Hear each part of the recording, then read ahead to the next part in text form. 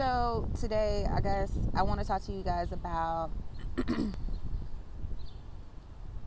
life after postpartum depression, and also I wanted to talk to you guys about me giving up my child for adoption. Now,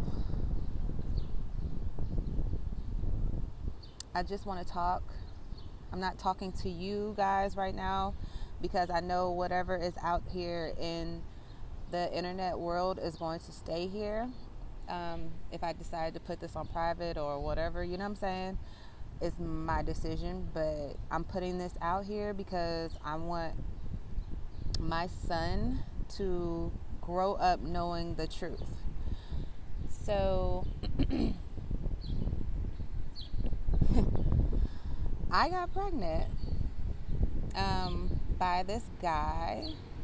I'm not going to say his name or whatever, but I mean, he was a good guy. There was nothing wrong with the situation. It's just the fact that I didn't want to be another baby mama, you know? In this predicament of me having to give up my child, okay, they won't let me be great farmland, fresh dairies. Okay, truck. Okay. So, in this predicament, my child's father had already had a son from his previous relationship. It was okay because I had a son and a daughter. You know, you guys already know him, Tamia and Rashad. But in this predicament, he wanted me to move with him to Biloxi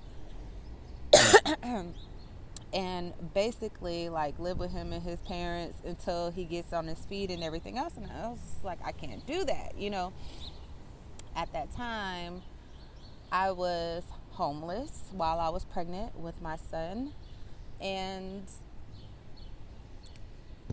that's because I was homeless by choice. I didn't want to live in the predicament that I was living in. I'm sure your I'm sure your mother will tell you in the long run why, in which predicament I was staying in. But I didn't want to be in that situation anymore. So I chose to be homeless. So I put myself in a women's shelter. I was there for 2 weeks before I got a voucher for a place. All I had to do was find a home and a job and everything else. And I would tell you guys that story another time, but we're talking about me and my pregnancy situation. So at that moment, I was in a place of trying to find a job, which I did. I found a job at Family Dollar. I was an assistant manager, and I found a place. It was in Pritchard, Alabama, and I was a single mom with 2 kids and another one on the way. At that time of your birth, mommy could not take care of you. Just hear me out because I'm about to get emotional.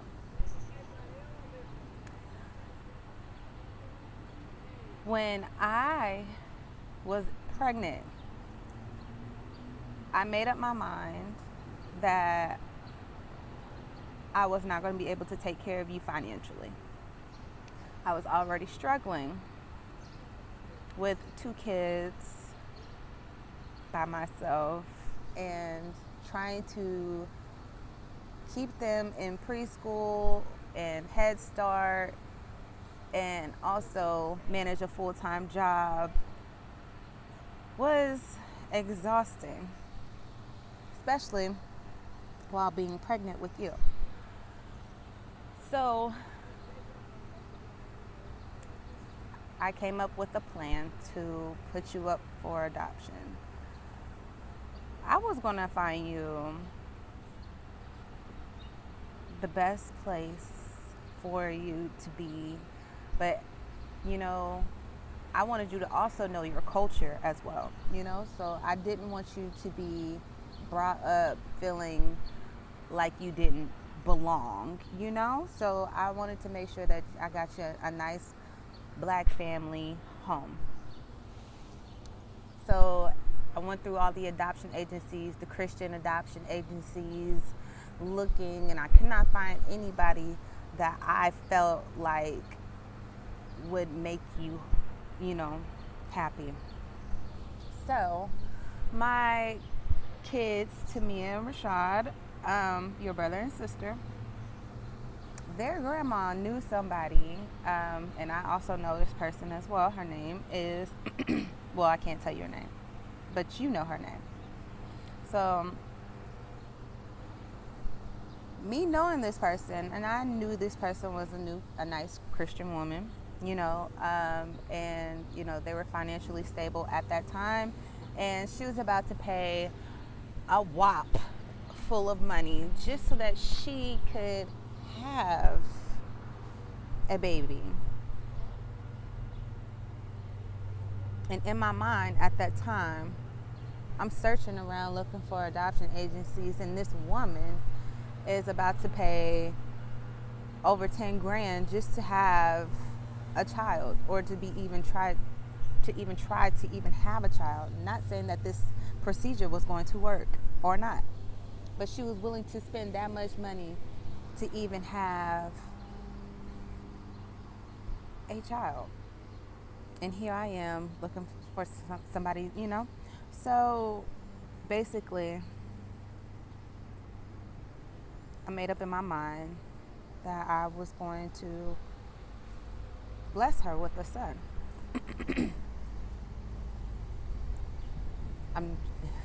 You guys, this is like really hard for me not to to cry and stuff like this. So I'm trying to say this in a way that I cannot, burst out in tears. But I'm doing all right so far. So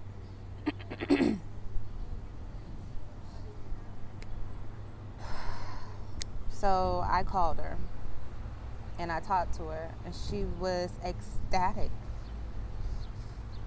You know, somewhere in her mind, she was afraid at the same time because she went through this procedure with somebody else. And then they took their baby back. And I promised her that I wouldn't do that. I promised her I wouldn't do that because I wouldn't dare take a child away from anybody, you know? But the day came down to when mommy gave birth to you. And now I'm about to start busting out in tears and shit in front of all these people at this park. Sorry. But it came down to it. The first time I laid eyes on you, baby, I wanted to keep you so bad.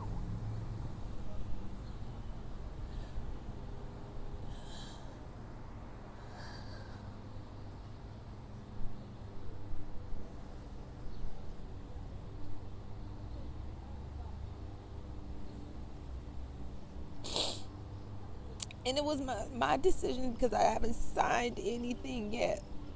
It was my decision to let go, but I didn't want to let go. They were with you and me throughout the whole birth. They seen everything. They were there. They were so supportive. They were so happy.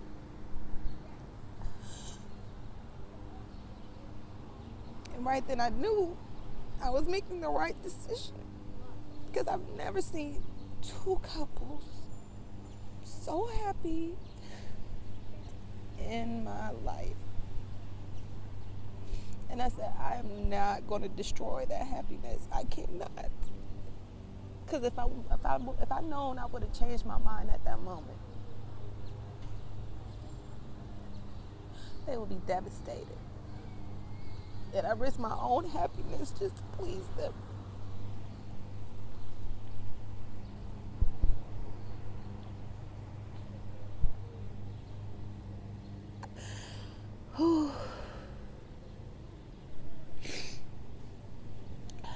We're gonna breathe, we're gonna breathe, we're gonna breathe.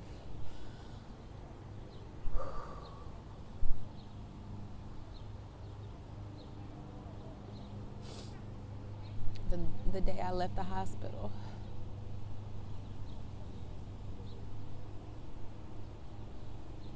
I came home, I was with you.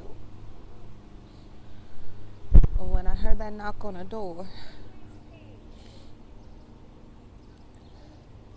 I knew my life was going to change. That was them waiting to go back to Georgia with you.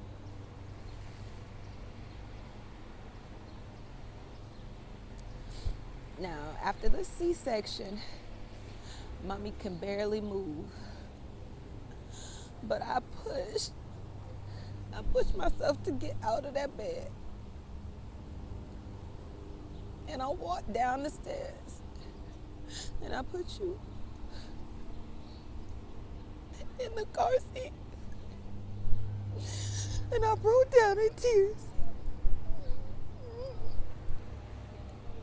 And I didn't want to let go.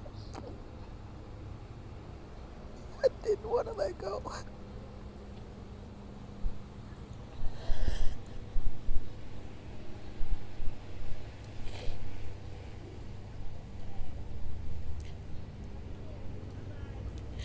And I don't want you to regret. I don't want you to resent me for this. Because that was the hardest decision I ever had to make in my life. I want you to know that I loved you.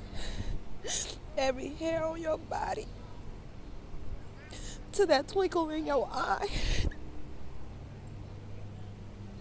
Baby, I knew what was best for you.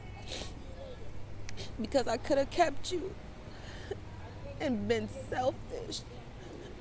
And we all would have been homeless. You, me, and Tamia, and Rashad. We would have all been homeless. But instead, I had to keep my job in order to keep a roof over our head. So mommy had no choice but to give you up.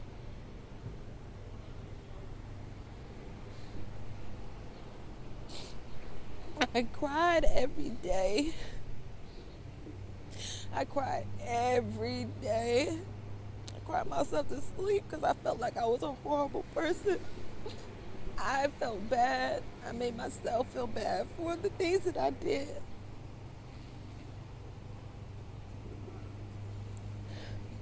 I'm like, what mother would give up their child? I put myself in depression. And it was so hard for me to even think about it. It was so hard for me to even put it past me because I can't never stop thinking about it. That day was the hardest day I ever made. That was the hardest choice in my life that I ever had to make, baby, and I'm sorry.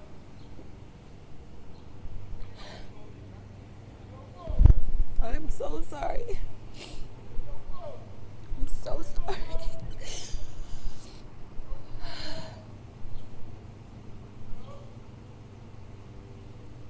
And I just want you to know that I will never stop loving you. It's hard for me to pick up the phone, to even hear your voice, because I know I'm going to want you back. The only thing I can do is look at pictures. It's still hard for me to even pick up the phone because it's going to send me back into that state.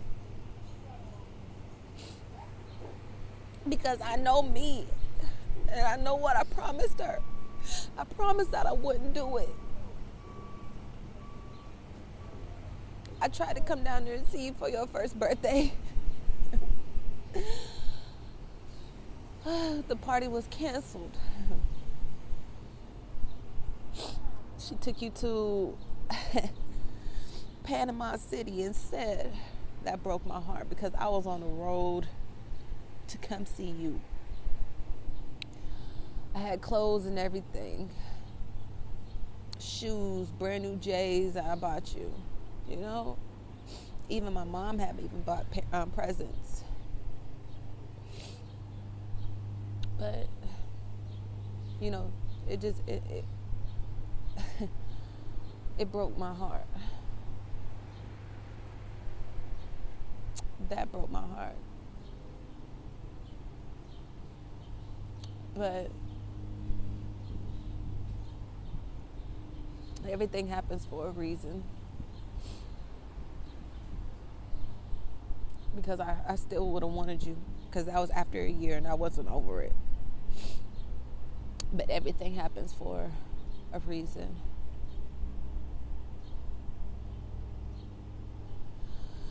And I just want to let everybody know that once you're in depression, it's hard to come out. You know, they had to prescribe me with Zoloft, like an antidepressant or whatever. But that didn't work. I don't like taking no type of pills, period. But you know what? I dealt with it in a way that I knew that I needed to.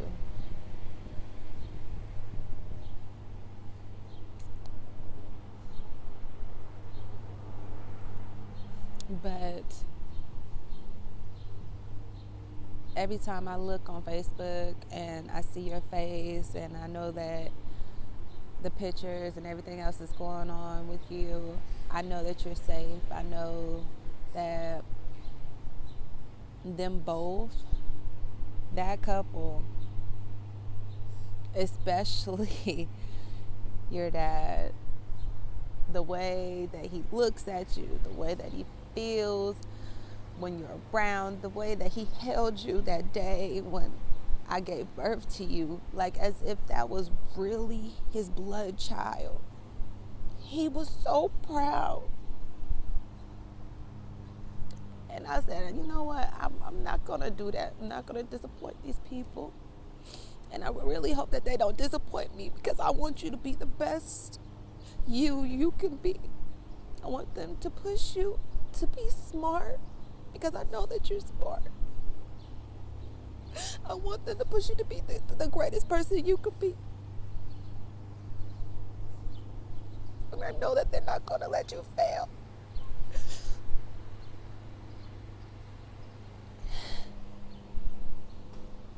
So I just wanted to let you know that I love you. And there was...